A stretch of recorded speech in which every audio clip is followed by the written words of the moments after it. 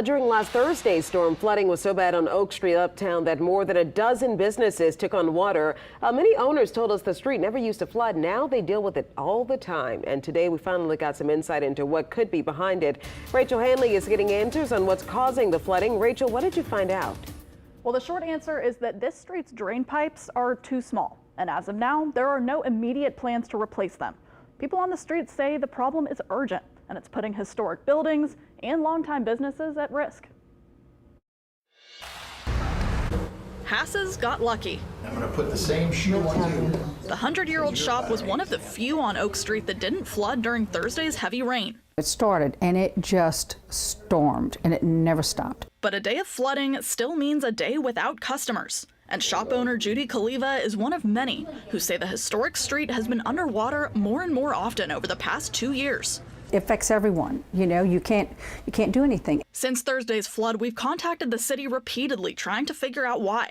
Oak Street didn't even flood during Katrina. The neighborhood sits at a higher elevation than others in the city, and Thursday, almost all of the nearest pumping station's pumps were running.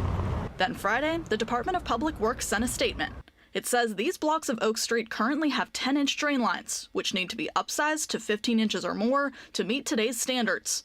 The statement goes on to say the lines will be addressed when funding and staffing is available, meaning not yet. For the time being, shop owners say there is one thing that the public can do. Across the street from Hass's, another 100-year-old business was fine till cars started coming by. When water comes in, I try to push it off and get it out, but then I got to wait 5 minutes later, then there's another car coming through, and then it's push water back in. Family barbershop owner Alan Seals and a few others ran out into the rain and blocked the road with benches, cars, and caution tape. He says it's becoming routine. That every shop owner on the street will be standing outside during the storm just yelling at people, just like, slow down. Some do, some don't, and some are extremely rude.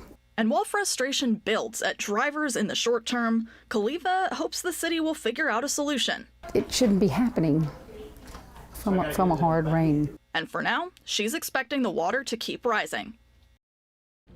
And by the way, driving through flooded streets is dangerous for you and your car too, and driving more quickly can actually cause more damage.